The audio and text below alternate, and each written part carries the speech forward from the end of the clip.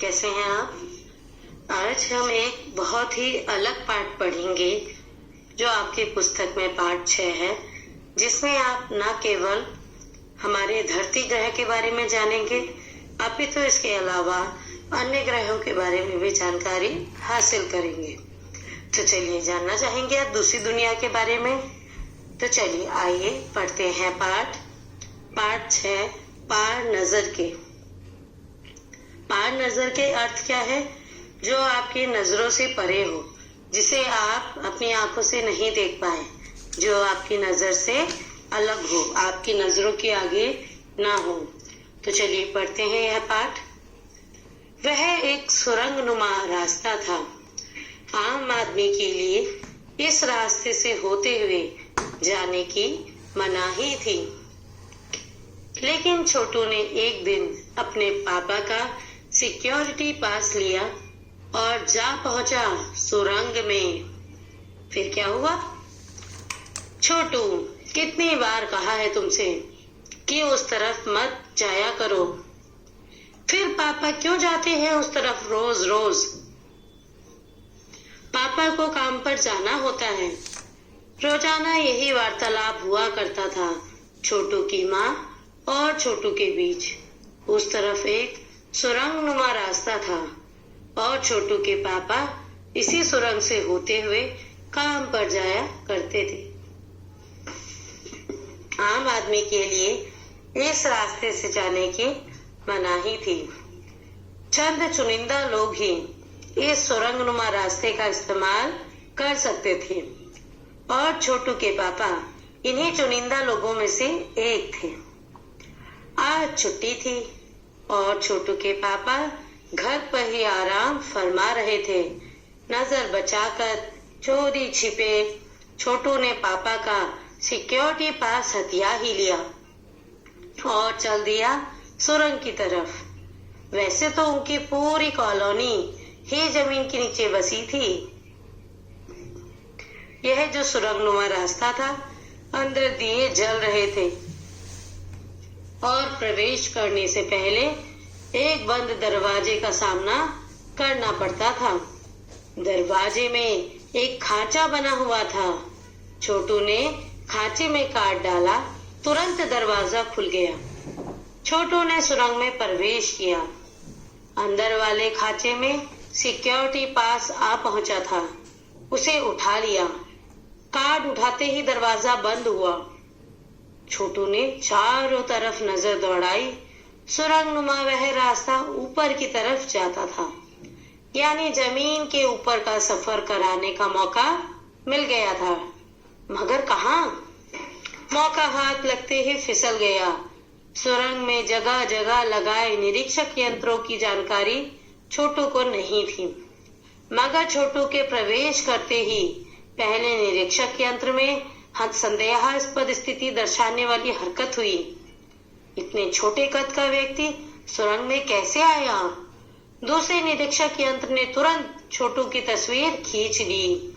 किसी एक नियंत्रण केंद्र में इस तस्वीर की जांच की गई और खतरे की सूचना दी गई। इन सारी गतिविधियों से अनजान छोटू आगे बढ़ रहा था।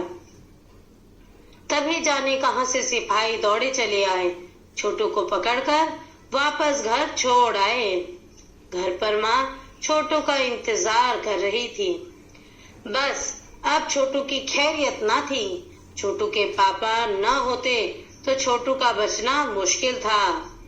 छोड़ो भी, मैं इसे समझा दूंगा सब, फिर वह ऐसी गलती कभी नहीं करेगा। पापा ने छोटू को बचा लिया।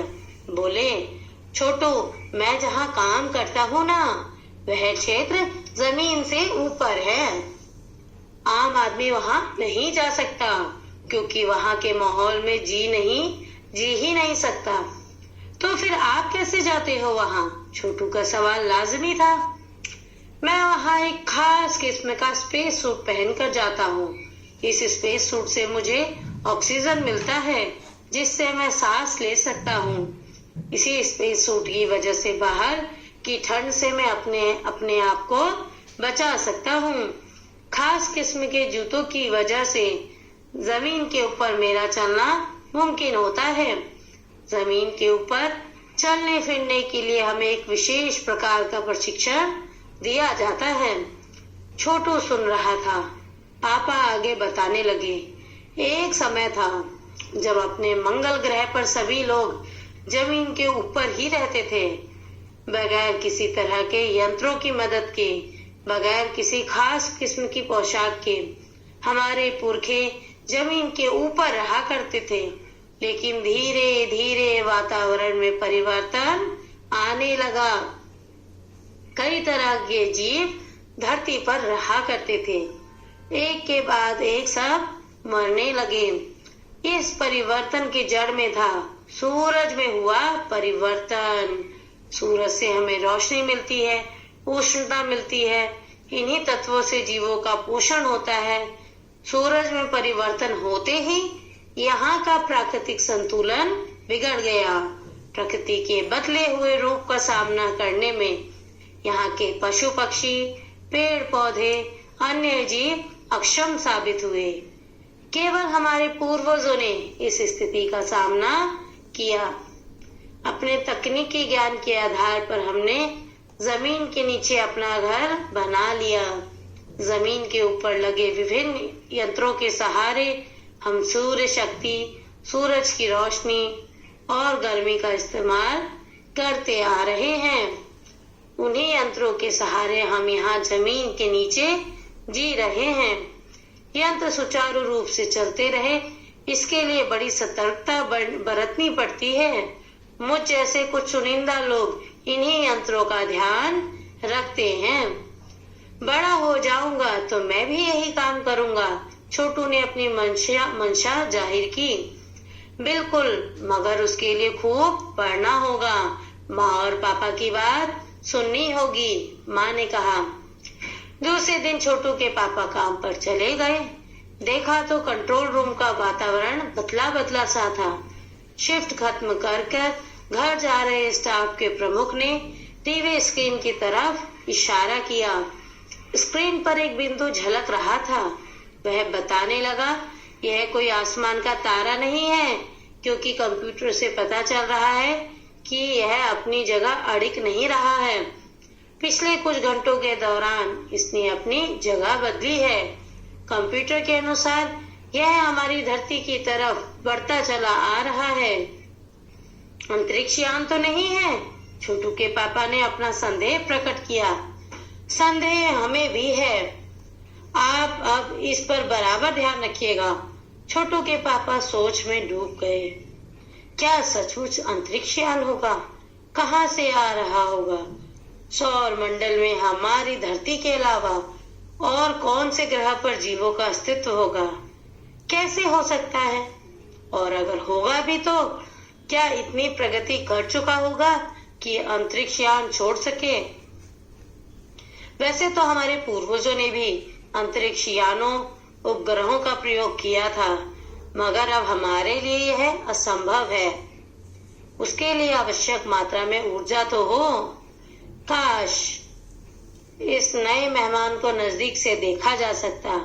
हाँ, अगर वह इसी तरफ आ रहा होगा तब तो यह संभव हो सकेगा।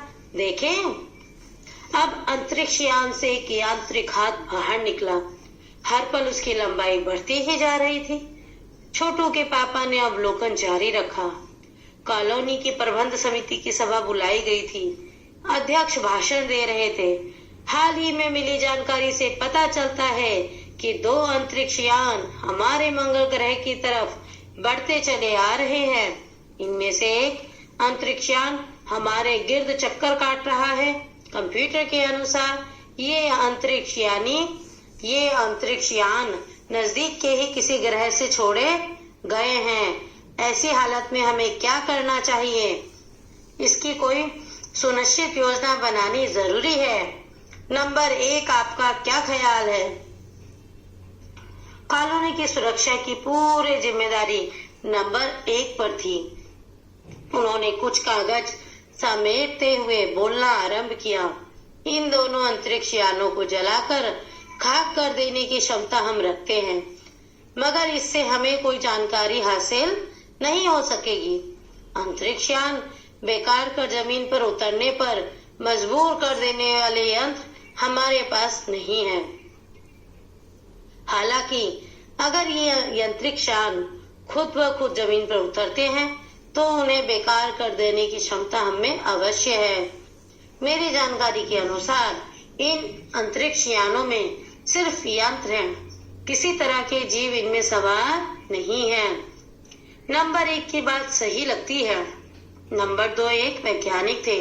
वे बोले, हालांकि यंत्रों को बेकार कर देने में भी खतरा है। इनके बेकार होते ही दूसरे ग्रह के लोग हमारे बारे में जान जाएंगे। इसलिए मेरी राय में हमें सिर्फ अवलोकन करते रहना चाहिए। जहां तक हो सके हमें अपने अस्तित्व को छिपाए ही रखना चाहिए, क्योंकि हो सकता है जिन लोगों ने अंतरिक्ष यान भेजे हैं वो कल को इनसे भी बड़े सक्षम अंतरिक्ष यान भेजे। हमें यहाँ का प्रबंध कुछ इस तरह रखना चाहिए जिससे इन यंत्रों को यह गलतफहमी हो कि इस जमीन पर कोई भी चीज इतनी महत्वपूर्ण नहीं है कि जिससे वे लाभ उठा सके। अध्यक्ष महोदय से मैं ये दरख्वास्त करता हूँ कि इस तरह का प्रबंध हमारे यहाँ किया जाए। नंबर 3 सामाजिक व्यवस्था का काम देखते थे। उनकी बात के जवाब में अध्यक्ष कुछ बोलने जा ही रहे थे कि फोन की घंटी बजी। अध्यक्ष ने चोंगा उठाया। एक मिनट बाद सभा को संबोधित करते हुए उन्होंने कहा, भाइयों, अंतरिक्ष यान क्रमांक 1 हमारी जमीन पर उतर चुका है।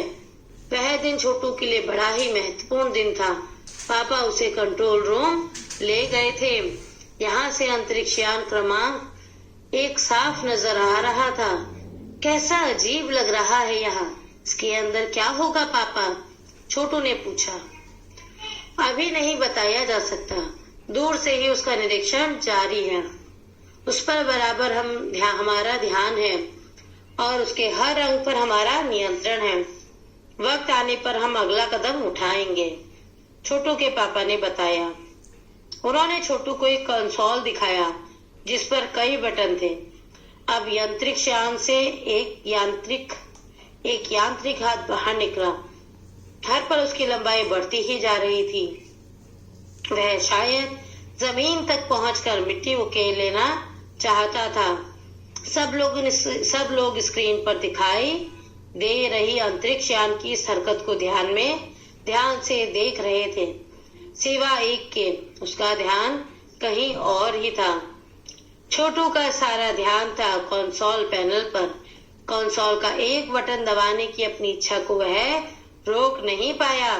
वह लाल बटन उसे बरबस अपनी तरह खींच रहा था और सहसा खतरे की घंटी बजी। सबकी निगाहें कंसोल की तरफ मुड़ी। पापा ने छोटू को अपनी तरफ खींचते हुए एक झापड़ रसीद कर दिया और लाल बटन को पूर्व स्थिति में ला रखा।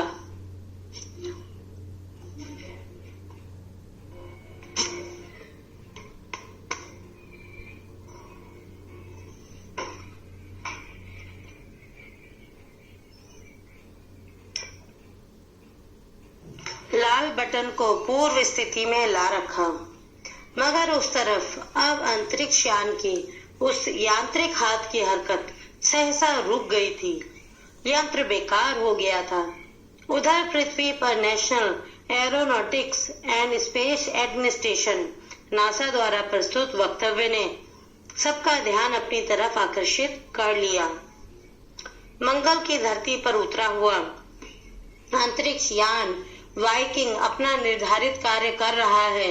हालांकि किसी अज्ञात कारणवश अंतरिक्ष यान का यांत्रिक हाथ बेकार हो गया है। नासा के तकनीशियन इस बारे में जांच कर रहे हैं तथा इस यांत्रिक हाथ को दुरुस्त करने के प्रयास भी जारी हैं। इसके कुछ ही दिनों बाद पृथ्वी के सभी प्रमुख अखबारों में छपा। नासा के तकनीशियनों को रिमोट कंट्रोल के सहारे वाइकिंग को दुरुस्त करने में सफलता मिली है। यांत्रिक हाथ ने अब मंगल की मिट्टी के विभिन्न नमूने इकट्ठे करने का काम आरंभ कर दिया है। पृथ्वी के वैज्ञानिक मंगल की इस मिट्टी का अध्ययन करने के लिए बड़े उत्सुक थे। उन्हें उम्मीद थी कि इस मिट्टी के अध्ययन से इस बात का पता लगाया जा सकेगा कि क्या मंगल ग्रह पर भी पृथ्वी की ही तरह जीव सृष्टि का अस्तित्व है?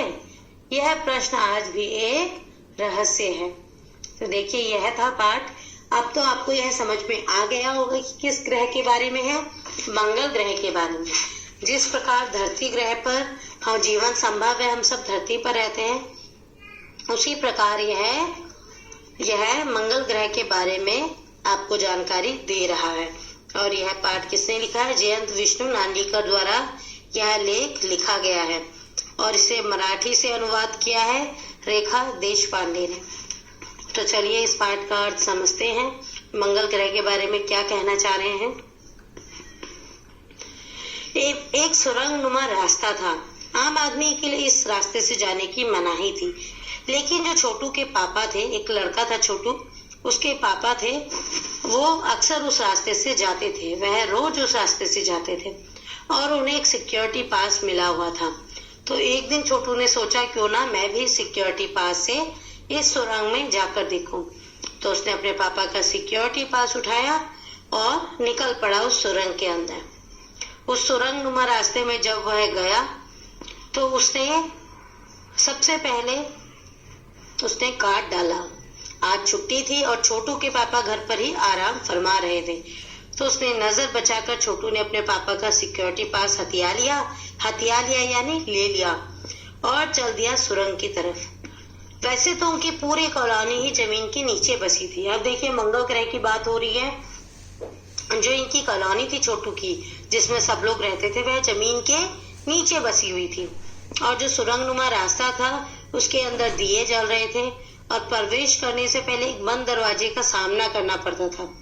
और दरवाजे में एक खांचा बना हुआ था, एक डिजाइन बना हुआ था, खांचा बना हुआ था। उस खांचे में काट डालना पड़ता था। जैसे ही छोटू ने वो काट डाला, तुरंत दरवाजा खुल गया।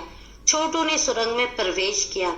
अंदर वाले खांचे में सिक्योरिटी पास आ पहुंचा था, उसे उठा लिया और काट उठाते ही दरवाजा बंद हो गया। छोटू ने चारों तरफ नजरें दौड़ाई तो सुरंगनुमा रास्ता ऊपर की तरफ जाता था, यानी जमीन के ऊपर का सफर कर आने का उसे मौका मिल गया था। मगर कहाँ, मौका हाथ लगते ही फिसल गया। सुरंग में जगह जगह लगाए निरीक्षक यंत्रों की जानकारी छोटू को नहीं थी। जैसे ही उसने प्रवेश किया सुरंग के भीतर, तो निरीक्षक यंत्र में संदेहास्पद यानी कुछ शक, कुछ खतरे की घंटियां बजने लगी, जिससे और एक यंत्र ने उसकी फोटो खींच दी, तस्वीर खींच दी और खतरे की सूचना दे दी। लेकिन ये इन सब बातों से छोटू अनजान था। तभी न जाने कहां से सिपाही दौड़े आए और छोटू को पकड़कर उसके घर छोड़ा। और छोटू को पता था उसकी मम्मी घर पर इंतजार कर रही है और अब छोटू की खैरियत ना थी। मम्मी उसे बहुत डांटती, किंतु पापा ने सब संभाल लिया और पापा ने उसे बोला कि छोड़ो भैया, मैं इसे समझा दूंगा और फिर अब वह गलती नहीं करेगा। पापा ने छोटू को बचा लिया। बोले, छोटू, मैं जहाँ काम करता हूँ ना, वह क्षेत्र जमीन के ऊपर है और वहाँ आम आदमी नहीं जा सकता है, क्योंकि वह वहाँ के माहौल में जी ही नहीं पाएगा। तो छोटू बोला, तो आप कैसे जाते हैं वहाँ? उन्होंने बोला कि मैं खास किस्म का स्पेस सूट पहनकर जाता हूँ और खास तरह के जूते पहनकर जाता हूँ, बूट पहनकर, जिसके कारण मैं वहाँ की धरती पर चल पाता हूँ। और जमीन के ऊपर चलने फिरने के लिए हमें एक विशेष प्रकार का प्रशिक्षण, ट्रेनिंग दी जाती है। छोटू सुन रहा था। पापा आगे बताने लगे कि एक समय था हम सब मंगल ग्रह पर एक साथ जमीन के ऊपर ही रहते थे, लेकिन जैसे जैसे सूरज में परिवर्तन हुआ, सूरज से हमें रोशनी मिलती है, उष्णता मिलती है, गर्मी मिलती है। इन्हीं तत्वों से जीवन का पोषण होता है। जिस प्रकार जैसे जैसे सूरज में परिवर्तन होता गया, यहाँ का प्राकृतिक संतुलन बिगड़ता गया और प्रकृति के बदलते हुए रूप का सामना करने में यहाँ के पशु पक्षी, पेड़ पौधे सब नाकामयाब रहे। केवल हमारे पूर्वजों ने इस स्थिति का सामना किया।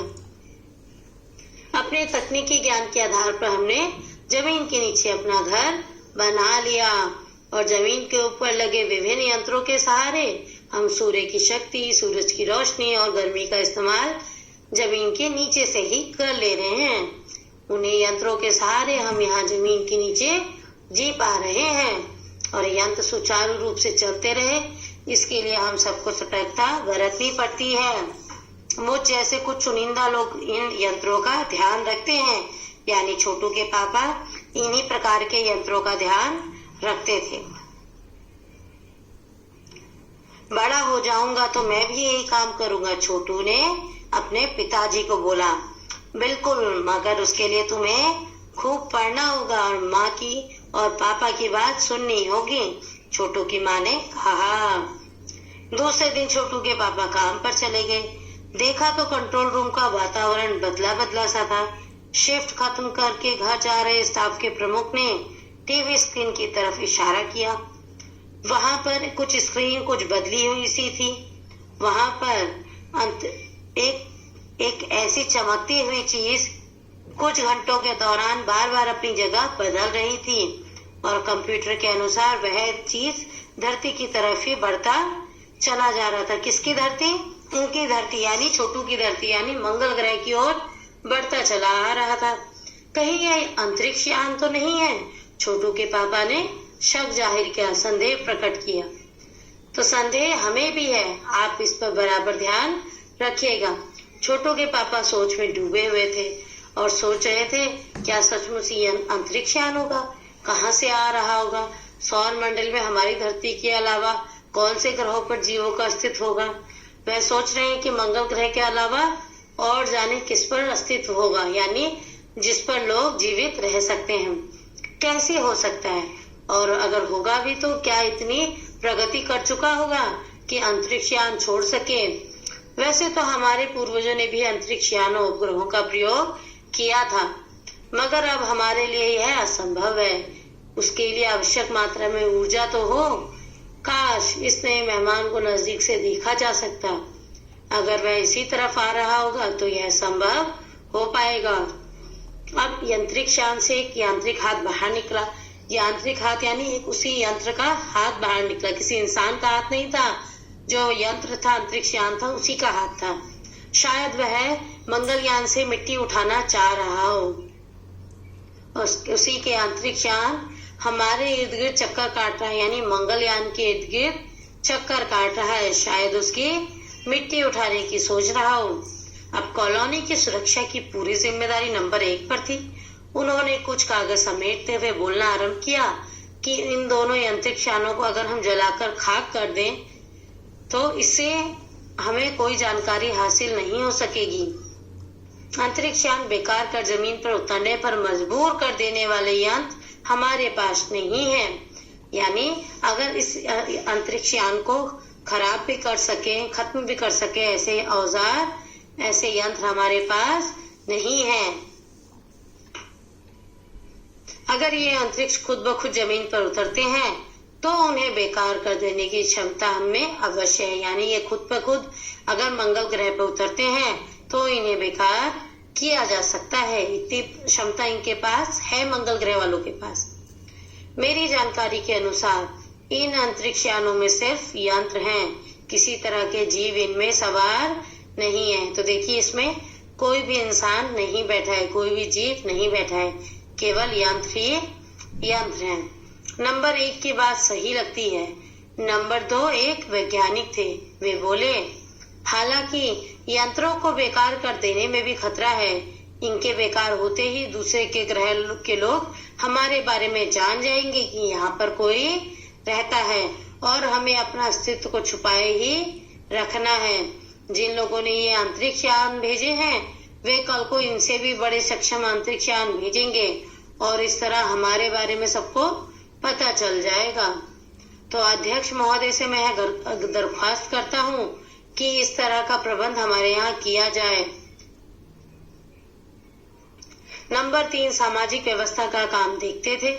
उनकी बात के जवाब में अध्यक्ष कुछ बोलने ही जा रहे थे कि फोन की घंटी बजी। अध्यक्ष ने चोंगा उठाया।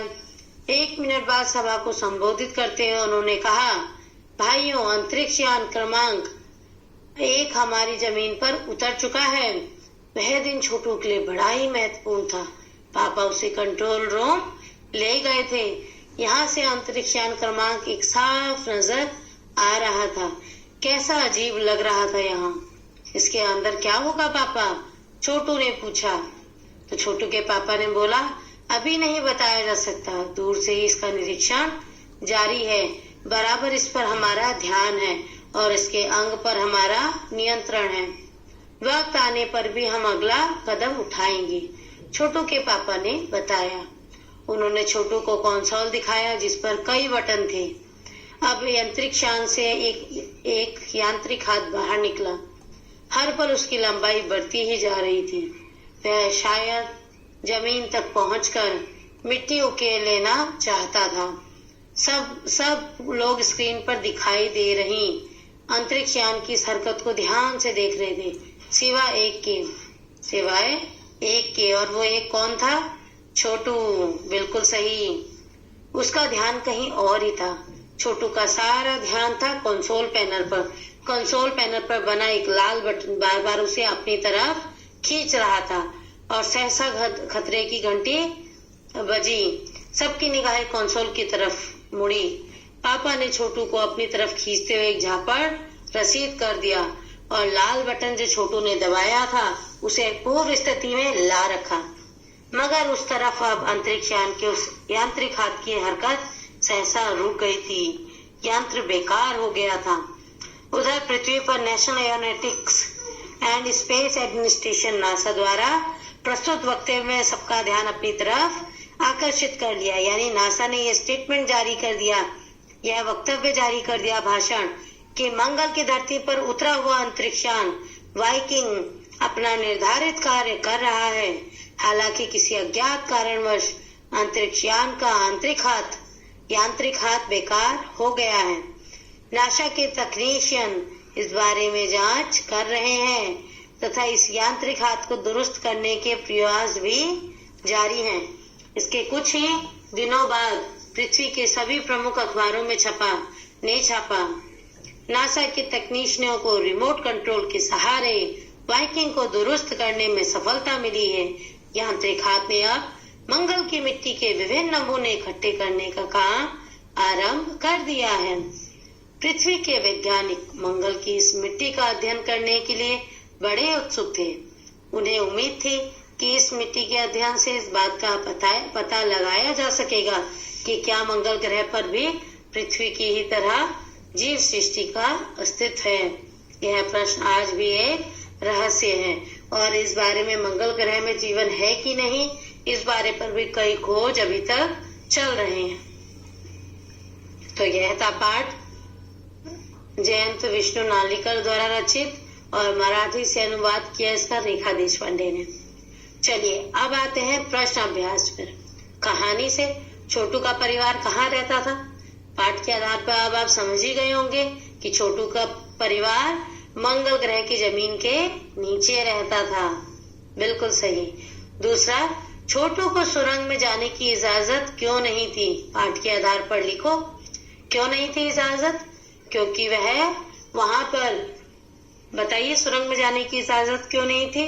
क्योंकि सुरंग में जाने के लिए विशेष प्रकार के कपड़े, जूते और प्रशिक्षण की जरूरत थी। क्योंकि वह सुरंग ऊपर जमीन के ऊपर जाकर खुलती थी और जमीन के ऊपर चढ़ने के लिए विशेष स्पेस सूट, बूट और विशेष प्रशिक्षण की आवश्यकता थी, जो कि छोटू के पास नहीं था। इसीलिए छोटू को सुरंग में जाने की इजाजत नहीं थी। बहुत अच्छे। अब देखिए तीसरा, कंट्रोल रूम में जाकर छोटू ने क्या देखा और वहां उसने क्या हरकत की? क्या देखा छोटू ने वहां जाकर? लाल बटन। बिल्कुल सही। और उसने कंसोल में लाल बटन देखा और उसको वहां उसने दबा दिया। क्या हरकत की उसने? लाल बटन दबा दिया। बिल्कुल सही। फिर चौथा प्रश्न, इस कहानी के अनुसार मंगल ग्रह पर कभी आम जनजीवन था, वह सब नष्ट कैसे हो गया? इसे लिखो। आपने देखा इस कहानी के आधार पर कि मंगल ग्रह पर जीवन था और वो कैसे नष्ट हो गया था? सूर्य में आए परिवर्तन के कारण। बिल्कुल सही। तो इसे लिखिएगा। फिर पांचवा, कहानी में अंतरिक्ष यान को किसने भेजा था और क्यों? किसने भेजा था? नासा ने भेजा था। वेरी गुड, बहुत अच्छे। और क्यों भेजा था? मंगल ग्रह में जीवन है कि नहीं, वहां से मिट्टी कलेक्ट करने, मिट्टी उठाने वहां की, और उसके ऊपर शोध करने के लिए कि वहां पर जीवन संभव है कि नहीं। बिल्कुल सही। फिर आते हैं प्रश्न 6 पर। नंबर 1, नंबर 2 और नंबर 3 अजनबी से निपटने के कौन से तरीके सुझाते हैं और क्यों। देखिए नंबर 1 ने क्या बताया था, देखिए पाठ में क्या बोला था नंबर 1 ने, पढ़िए किताब में। नंबर 1 बोला इसकी कोई सुनिश्चित योजना बनानी जरूरी है। कॉलोनी की सुरक्षा की जिम्मेदारी नंबर 1 पर ही थी। उन्होंने कुछ कागज समेटते हुए बोलना आरंभ किया कि इन दोनों अंतरिक्ष यानों को जलाकर खाक कर देने की क्षमता हम रखते हैं, मगर इससे हमें कोई जानकारी हासिल नहीं हो सकेगी। तो नंबर 1 ने बोला कि हम इस अंतरिक्ष यान को खाक करने की क्षमता रखते हैं, पर इससे हमें कोई फायदा नहीं होगा और कोई भी जानकारी हमें नहीं मिलेगी। फिर नंबर 2 क्या बोले, नंबर 2 एक वैज्ञानिक थे, वो बोले हालांकि यंत्रों को बेकार कर देने में भी खतरा है, इनके बेकार होते ही दूसरे ग्रह के लोगों के हमारे बारे में पता लग जाएगा। तो ये था नंबर 2 के विचार। अब नंबर 3 ने क्या कहा, देखिए अपने पाठ में ढूंढिए। नंबर 3 ने अजनबी से निपटने के कौन से तरीके सुझाए थे, ढूंढिए नंबर 3। बिल्कुल सही। देखिए क्या बोले नंबर 3। नंबर 3 सामाजिक व्यवस्था का काम देखते थे। तो उन्होंने क्या बोला, अध्यक्ष महोदय से मैं दरख्वास्त करता हूं कि इस तरह का प्रबंध किया जा सके। किस तरह का प्रबंध, कि हमें यहाँ का प्रबंध कुछ इस तरह रखना चाहिए जिससे इन यंत्रों को यह गलतफहमी हो कि इस जमीन पर कुछ भी इतना महत्वपूर्ण नहीं है जिससे वो लाभ उठा सकें और चुपचाप वापस चले जाएं। तो यह थे पहले, दूसरे, तीसरे तीनों के विचार। तीनों ने क्या क्या कहा ये मैंने आपको अभी बताया। नंबर 1, नंबर 2 और नंबर 3 ने ये तरीके अजनबी से अजनबी कौन था, अंतरिक्ष यान, उससे निपटने के तरीके सुझाए। और क्यों, क्योंकि वह नहीं चाहते थे कि मंगल ग्रह के बारे में और इन लोगों के जीवन के बारे में पृथ्वी के निवासियों को पता लगे। बिल्कुल सही। फिर देखिए कहानी से आगे। पहला क दिलीप एम साल्वी, ख जयंत विष्णु नालिकर, घ आइजक एसिमोव, घ आर्थर क्लार्क।